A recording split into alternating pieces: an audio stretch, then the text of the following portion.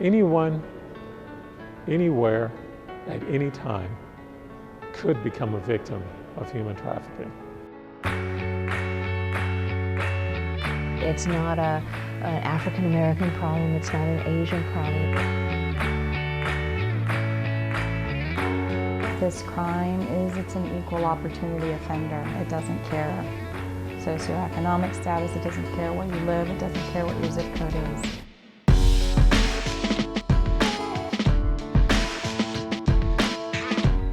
It is an issue of human exploitation. This is not a race issue, it is not a gender issue. It is a human rights issue. Anywhere there is a mobile population or poverty or any kind of domestic violence or sexual abuse, you're going to find trafficked people.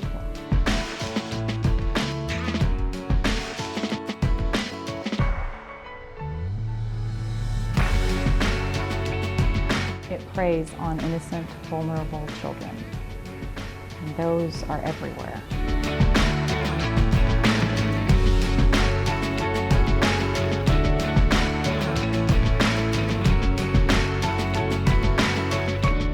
And it's really all of our problem.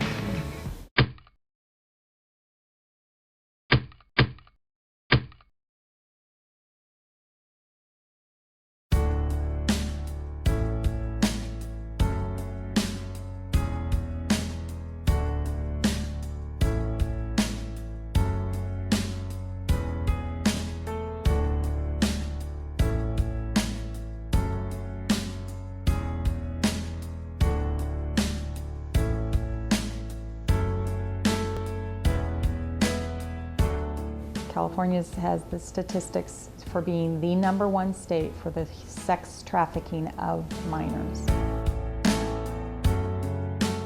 Bringing victims into California, the perpetrator has the capacity to meet a high demand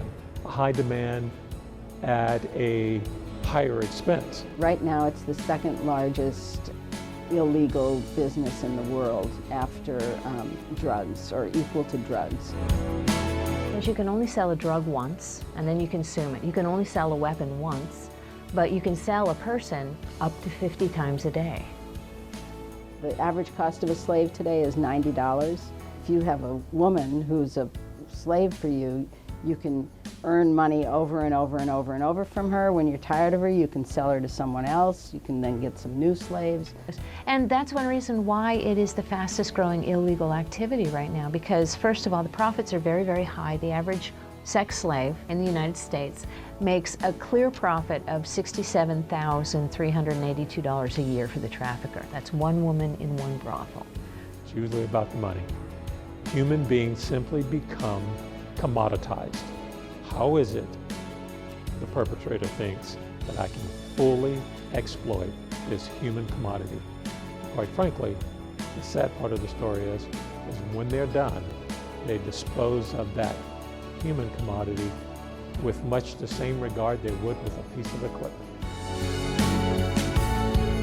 Generally, of course, when you're looking primarily at sex trafficking, they're going to be focusing on the most attractive commodity available, so you see the victimization going for young girls and young women. But also young boys are very much involved as well. It's one of the areas that I believe is very largely unreported, simply because of some of the stigma attached to young boys being involved in sex trafficking. And the demand in the United States and in Western Europe is highest for the 12 to 16-year-old range. It's a business for the traffickers, and they're going to supply what people demand. And right now the Johns, the guys who buy prostitutes, demand young girls. That's the way the traffickers market these people. What's your taste? Do you like Asian women? Do you like European women? Do you like African American, or do you like African women? One of the traffickers that I talked to said he really liked younger girls because it only took about a week before you could break their spirit entirely and know that they would never try to run away because there was nothing left. In fact, the way he put it was, 10 days to 2 weeks of gang rape and sodomy. Their eyes go blank and you know they're good to go. The youngest victim that I know of that was rescued from a brothel in Moldova was 9 months old. His mother was a woman that had been sold into slavery, and she gave birth in the brothel. He branded the baby as his property and then used the baby for oral sex in the brothel. In fact, the baby had, the back of his head was flat because he only sat up to eat the rest of the time he was laying down. This child is not a baby to the traffickers, it's a commodity. It's there to make profit. So if there's somebody who wants oral sex with a 9-month-old, why not? It's a business. Traffickers are looking for runaway kids. Sometimes they're kidnapping people right in front of their homes. Typically, what the traffickers do is they spend about 2 weeks breaking a woman's spirit. It's called the softening up period. That's a period of about 2 weeks of gang rape and sodomy and other types of torture. And once a woman's broken, then she's sold to a brothel and forced to service sometimes up to 40 or 50 men a day.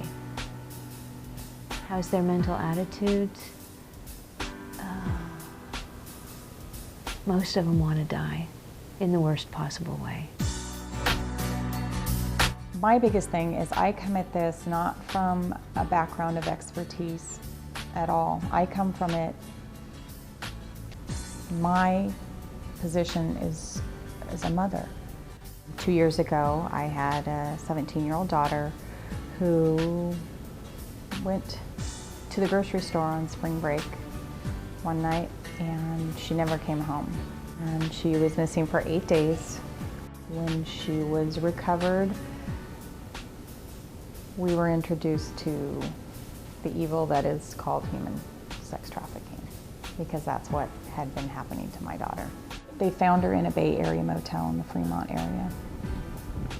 She was trafficked from here to Rockland, to the Bay Area, back to Rockland, and back to the Bay Area again.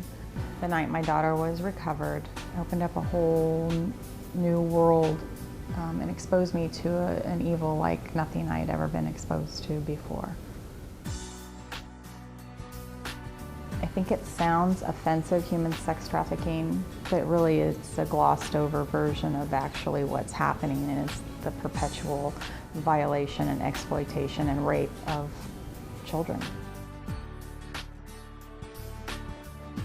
One of the biggest ways that the traffickers advertise and find their customers is through Craigslist. What they'll do is get a slave, take pictures of her, and they'll post it on Craigslist, and they'll advertise what town they're going to be in and where they're going to be and where that girl will be available. There's a couple of other websites that have popped up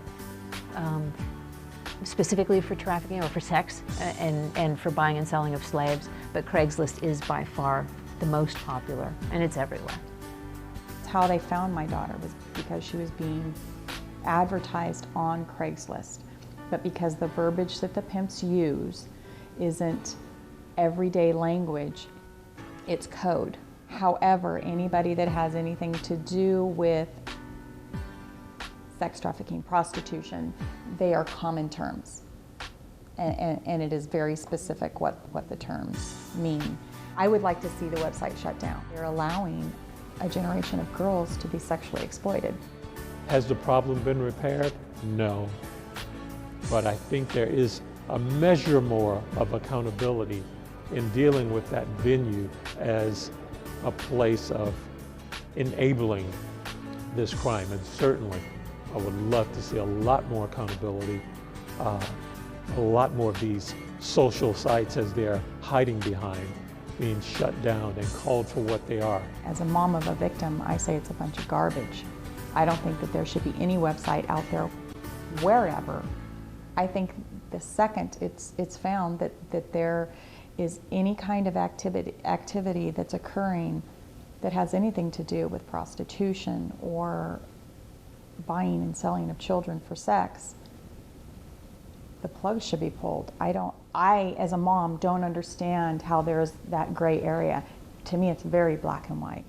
The criminal element is a growing and learning enterprise, they find ways to remain, quite frankly, a step ahead of law enforcement. That's their living. That's what they do. The more successful they can do that, either through technology or any other means, they'll find it.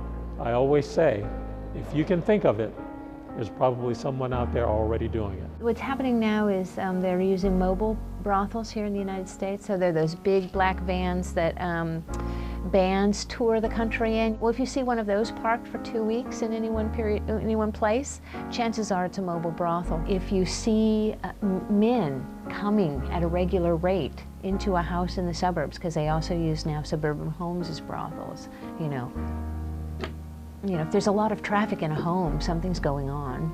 Just look a little bit beneath the surface, and if you really look at somebody, you can see if they're in trouble. So many people blame the victim, especially when it comes to sex trafficking. They think these women are prostitutes who are choosing to be in the fields. A 13-year-old girl who's gang raped and sodomized is not choosing to be a prostitute. Most of these girls are runaways. So what people want to rationalize and say, well, if you didn't run away, that wouldn't have happened, so look, it's your fault. I don't care what the child's done. I don't care if they ran away or not. They did not consent to, or they do not think that it's okay to be raped and sexually exploited. And it does not make them any less a victim. Under any other circumstance, if you had a man, whether it's consenting or not, have a sex with a minor, it's statutory rape, period.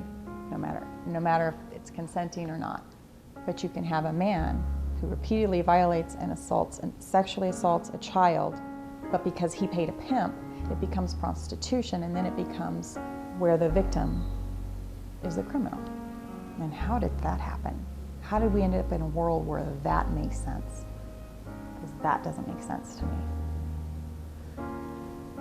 People need to know, they need to be aware, and we need to stop allowing it.